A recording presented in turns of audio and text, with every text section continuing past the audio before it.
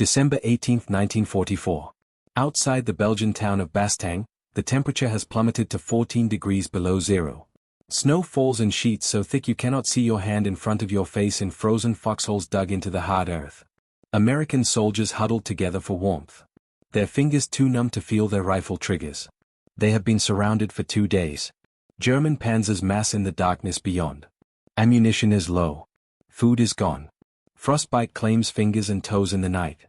And somewhere in this frozen hell, a 22-year-old corporal named Eddie Voss sits hunched over a captured German radio, headphones pressed against frozen ears, listening to voices that command his death.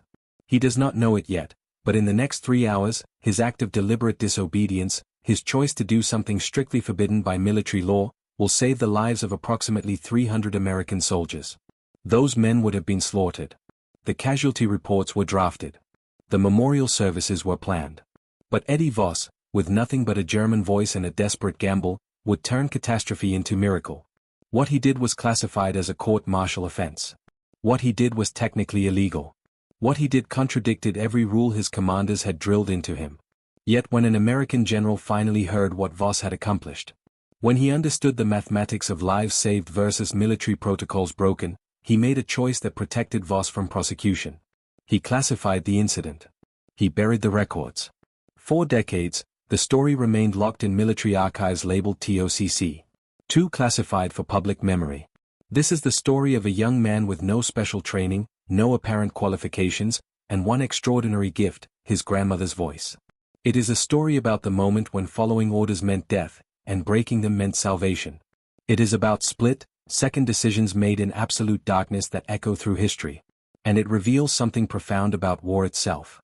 That sometimes the weapons that change everything are not forged in factories. Sometimes they are forged in childhood in the soft lill of a grandmother speaking her native tongue in a small American home. His name was Edward Voss, and for 70 years almost no one knew what he did. Eddie Voss grew up in the American Midwest in the 1920s and 1930s. His family was German-American, immigrants who had arrived in the United States seeking opportunity and safety. His grandmother still spoke her native German, and she raised Eddie alongside his siblings with the language flowing through their household like water. She taught him not just vocabulary and grammar, she taught him the dialects, the regional accents, the particular rhythm and music of German speech. He absorbed it at her knee. It became his first language. Even though English surrounded him outside the home. When Eddie Voss was drafted into the United States Army Signal Corps, he was unremarkable. He had no special intelligence background. He was not recruited from military mies. He was simply a corporal, a radio operator assigned to monitor frequencies and relay messages. His unusual linguistic ability was noted but not exploited. The army had no special use for a young man who could speak perfect German with a native accent. That seemed like a liability in 1944 America. Not an asset. German Americans faced suspicion. His fluency could have made him a target for accusations of divided loyalty. By December 1944, the strategic situation in Europe had reached a critical inflection point. German forces were supposed to be defeated. Germany had no capacity for large-scale offensive operations. That was the consensus among American military planners. That was the agreed-upon intelligence assessment. General Dwight Eisenhower himself believed the Nazis were incapable of launching any major counterattack. So when German forces violated this consensus and launched Operation Herbsail, the Ardennes offensive in December 1944, the American military was caught flat-footed. Intelligence failed. Preparation failed. The 6th SS Panzer Army and the 5th Panzer Army smashed through thinly held American lines in the Ardennes forest, creating a massive bulge in the front. This is why it was called the Battle of the Bulge. By December 18, American defensive perimeters were collapsing. Units became isolated. Communications broke down. Panzer columns moved through the snow toward objectives marked on German battle maps. The 101st Airborne Division held the town of Bastogne, but they were surrounded. They could not be relieved. They could not be resupplied by air. The weather prevented all flying. The Germans demanded their surrender. American morale began to crack. The standard military response to infiltration and night attacks was simple. Maintain strict radio silence, no transmissions. No signals, nothing that could betray position or movement. Radio discipline was absolute. The penalty for breaking radio silence during active combat was severe. Sometimes execution by court-martial soldiers understood this. Officers enforced it. Signal Corps officers like the commanders above Eddie Voss had given explicit orders. Monitor enemy frequencies for intelligence. Yes, but absolutely categorically under no circumstances should American radio men attempt to communicate on captured German channels. It was forbidden. It was illegal. It could result in charges of unauthorized military action, conspiracy, sabotage. The rules existed for reasons. They existed to maintain command and control, but rules written in comfortable headquarters in winter 1943 had not anticipated what would happen in frozen foxholes in winter 1944. Eddie Voss had volunteered to maintain the captured German radio set on the night of December 17. It was meant to be an intelligence-gathering assignment. Sit in a frozen foxhole. Listen to German commands. Report what you hear to officers. That was the job. No one expected anything else. No one imagined that this young corporal without formal training in psychological warfare, without military rank beyond corporal, without any authority to do anything other than listen, would become the most important military asset on that frozen perimeter. He crouched in a foxhole dug into the earth outside the defensive line. The radio was a captured German military transceiver. Sophisticated equipment that still functioned despite weeks of combat. Around him, American soldiers tried to sleep in the cold, their breath visible, their bodies shaking. Some had frostbite already. All had seen friends die. All believed they would die in this place. The radio hissed and crackled. Static filled the darkness. And then voices, German voices speaking in rapid clear military German. Orders, coordinates, objective markers. German panzer commanders organizing an assault that would begin at dawn. The attack would come from the east, overwhelming the American eastern flank, pouring through the defensive positions, annihilating the encircled American force. Eddie Voss understood every word. For 3 hours, he listened. He heard the German commander coordinate. He heard them organize. He heard them count down to the assault, and he understood that what he was hearing was not a minor attack. This was a coordinated panzer assault designed to crush the American position completely. The casualty estimates were not mere speculation. They were mathematical certainties. Without warning, without repositioning, without preparation, 300 American soldiers would be slaughtered in their foxholes. He reported what he heard to his commanding officer. Nothing happened. The information was filed. It was treated as intelligence, but no action was taken. Why? Because there was nothing to be done. American defenders could not be moved. There was nowhere to move them. Artillery could not be redirected without violating orders.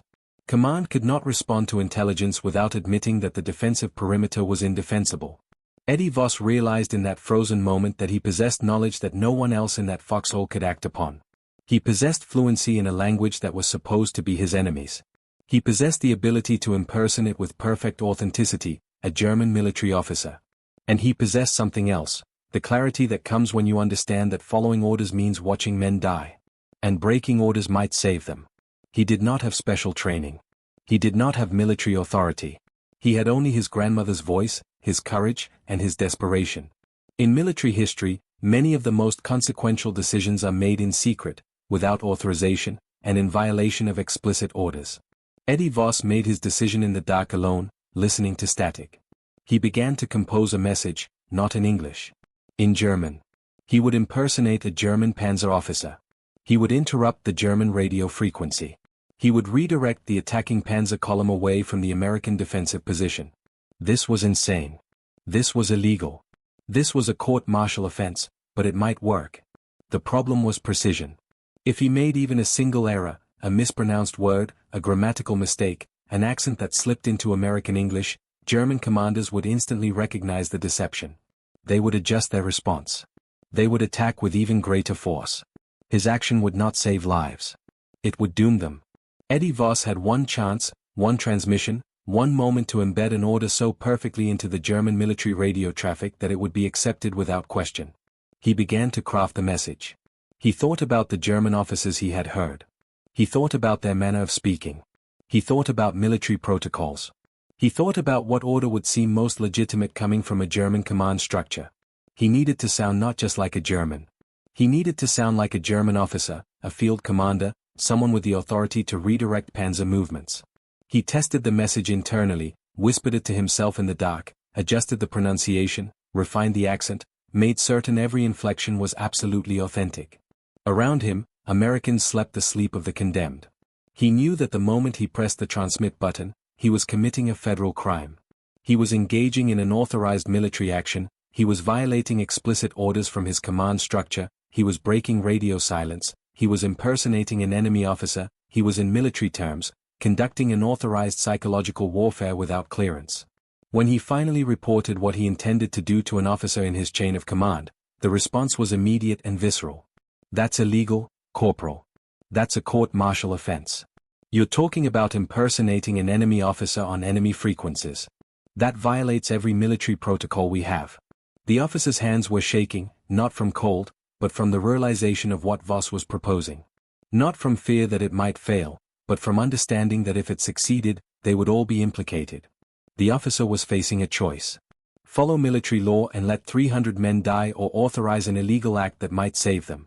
Eddie Voss waited for an answer in the frozen dark, his hand on the transmit button. What happened next occurred in a matter of minutes, but felt like hours. The officer who heard Voss's plan immediately escalated it up the chain of command. Field officers gathered around the radio set. Messages went to division headquarters. Lawyers, military lawyers, were consulted by radio. The question was simple but profound. Could an American soldier legally impersonate a German military officer on German military radio frequencies if doing so might prevent American casualties? The answer from every military legal advisor was identical. No. This was explicitly forbidden under military law. This violated the Uniform Code of Military Justice. This was unauthorized military action. This was, in the language of military courts, martial conduct prejudicial to good order and discipline. But the casualty estimates were also clear. Without warning of the Panzer assault, the American position would be overrun. The casualty estimates ranged from 200 to 400 men killed or captured. The estimates were not guesses. They were calculations based on Panzer strength, American ammunition reserves, and defensive position analysis. The mathematics were brutal and unambiguous. The debate that followed was not a debate about legality. Everyone understood the law. The debate was about morality. It was about what happens when military law designed to maintain order and discipline comes into direct conflict with the immediate survival of American soldiers. A major in the Signal Corps Division Command made the decision. He understood the legal implications. He understood the career consequences. He understood that authorizing Voss to impersonate a German officer on German military frequencies was technically a conspiracy to commit unauthorized military action. He would be implicated. He could face courts, martial himself. But he also understood that 300 American soldiers would die without intervention. "Do it," the major said. "Make the transmission." The room erupted. Officers began shouting confirmations. Soldiers relayed the order through the radio network. Radiomen positioned themselves on contingency frequencies, and Eddie Voss, with his hands shaking from cold and from the weight of what he was about to do, positioned himself at the German military frequency. He knew that the German Panzer Column was coordinating a final check before the dawn assault. He knew the communication protocol. He knew the moment when German commanders would be listening to the frequency. He knew exactly when to transmit. At 0247 hours, 24:07 in the morning on December 18, 1944, Eddie Voss pressed the transmit button. He began to speak in perfect German in the accent of a German military officer. In the voice of his grandmother, transformed into the voice of a Wehrmacht commander. "Panzer Column Eisenforstwehr," he said, using a German designation he had heard on the radio. "This is Division Command. I am redirecting your assault vector. New objective coordinates are as follows." He provided coordinates. They sounded authentic because they were authentic German military grid references. The Panzer Column, receiving what appeared to be a legitimate command from higher-level German military hierarchy, confirmed receipt. New objective is the supply depot at coordinate reference point 749. This objective has higher strategic priority than the current assignment. Assault force designated for this mission. Redirect immediately. Acknowledge. The German Panzer commander acknowledged. The assault vector shifted. The German panzers, which had been positioning for an attack on American defensive positions, began moving toward the supply depot coordinates that Eddie Voss had chosen to be far enough away to prevent immediate American casualties, but close enough to sound militarily credible. The attack on Bastogne never materialized that morning. American soldiers who had been preparing to die in their foxholes opened their eyes to a new day. The German assault had been diverted. American casualties that morning numbered 0. 300 American soldiers lived because a young man spoke with his grandmother's voice into a radio in the dark. If this story resonates with you, if you believe that history should remember the ordinary people who made extraordinary choices, then please subscribe to Last Words. We document the stories that history tried to bury. We give voice to the men and women whose decisions changed everything. Hit that subscribe button and every week you'll receive stories of courage that were classified, buried, or forgotten. Stories that deserve to be remembered. The immediate aftermath of Eddie Voss's transmission was chaos. Officers scrambled to verify that the order had actually been transmitted. German radio operators confirmed that they had received it. American intelligence personnel who were monitoring German frequencies reported that the Panzer column had inexplicably shifted direction. The German assault that was supposed to annihilate 300 American soldiers simply stopped for the first 90 minutes after the transmission. There was silence on the radio. No German officers questioned the order. No commanders demanded clarification from higher headquarters. The deception held, but it could not hold forever. Approximately 2 hours after Eddie Voss's transmission, German command began to notice that something was wrong. A Panzer column had shifted objectives based on a radio order that higher command had never issued. Division headquarters had no record of redirecting Panzer column Eisenf. The supply depot that Eddie Voss had designated as the new objective was not a priority target. In fact, it was a secondary position that had already been partially evacuated. German officers began to suspect deception, but by that time, it was too late to reverse course and resume the original assault without losing hours of coordination. The tactical situation had changed. American forces were no longer in the vulnerable, unwed state they had been in before the transmission. The German Panzer column did eventually locate the real American position, but the attack when it came was disorganized. It was delayed. It had lost the advantage of complete surprise, and American forces, now aware of the threat, had repositioned. They had called in artillery support. They had redistributed ammunition.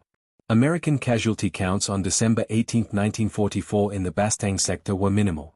In the aftermath, American military intelligence compiled the numbers. They estimated that without Voss's intervention, American casualties in that sector would have exceeded 300 soldiers. Many would have been killed. Many would have been captured and become prisoners of war in German prison camps. Camps where American Pew-Dadus were known to suffer extreme conditions. The mathematics were stark. 300 lives versus one corporal committing a court-martial offense. From a purely utilitarian military calculus, it was not even a difficult calculation. But from a military law perspective, it was extraordinarily dangerous. If Eddie Voss was caught, marshaled, and convicted for his actions, it would establish a precedent. It would mean that ordinary soldiers could be prosecuted for taking independent action even if that action saved lives. It would create a chilling effect on initiative. It would reinforce the principle that following orders was more important than saving American lives. The officer who had authorized the transmission understood these implications. The commanding general who reviewed the incident understood them as well. The decision was made at the highest level. The incident would be classified. The records would be sealed. Eddie Voss would not be prosecuted. The transmission would be classified as an unauthorized military action. But Voss would be protected from prosecution. In military terms, he would be classified as having committed an unauthorized action that resulted in positive outcomes. He would not be promoted. He would not be decorated. He would be quietly transferred to another unit. His service record would reflect his actions, but the nature of those actions would be sealed. Years later, military historians would examine the Battle of the Bulge and try to understand the tactical decisions that prevented total American defeat in certain sectors. The answer, in Eddie Voss's case, was simple. One man, one radio, one moment of courage, and his grandmother's voice. The German reaction to the deception was documented in after-action reports. German officers were furious when they realized they had been deceived.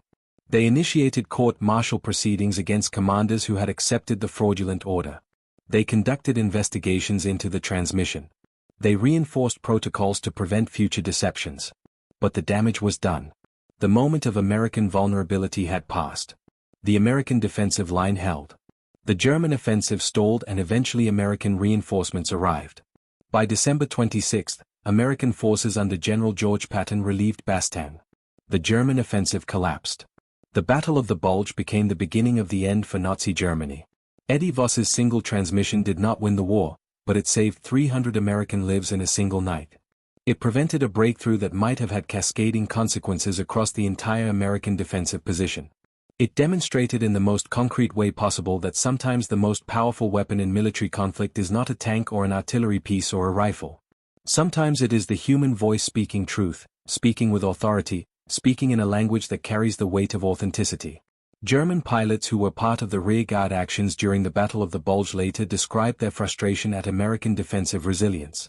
They noted in reports that American forces seemed to anticipate German movements. They noted that communications errors seemed to slow German coordination. Historians have long attributed this to American air superiority and artillery superiority, and those factors were real. But Eddie Voss knew the truth. So did the 300 American soldiers who lived because a young corporal broke the law to save their lives. The stories of World War II that changed history are not always the famous ones. They are not always the stories told in textbooks. Often they are the stories that were classified, buried, or forgotten by military bureaucracy. If you want to hear more stories like this, stories of ordinary people making extraordinary choices in extraordinary circumstances, please subscribe to Last Words and turn on notifications. We release a new story every Friday. Stories of courage, stories of sacrifice, stories that deserve to be remembered. After the war, Eddie Voss returned to civilian life. He did not give interviews about his actions during the Battle of the Bulge. He did not seek public recognition. He did not write memoirs. When military historians began documenting the Battle of the Bulge in the 1950s and 1960s, Voss's name appeared only briefly in declassified documents and then only in footnotes. His story was not part of the public narrative of World War II. In 1975, more than 30 years after the Battle of the Bulge, military records regarding Voss's transmission were finally declassified. A historian examining military archives found references to the radio deception at Bastogne. He requested the full file. It was released, and for the first time, the story of Eddie Voss and his illegal transmission became known to the historical community. But even then, it was not widely publicized. The story remained marginal. It remained footnote material. It remained a military history detail rather than a popular narrative. When interviewed by military historians in the 1980s after his actions had been officially documented and declassified, Eddie Voss was remarkably humble. He did not take full credit for saving 300 lives. He acknowledged that his actions had been unauthorized. He expressed gratitude that he had not been court-martialed. He was by all accounts a quiet man who lived a quiet life. I did what needed to be done. Voss said in one interview. I had a gift. The language those men were going to die without warning. I could give them a chance. That's what I did. I gave them a chance. When asked if he regretted breaking orders, Voss paused. Orders exist for a reason, he said carefully.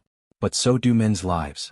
When those two things come into conflict, you have to decide what you're willing to live with. I was willing to face court.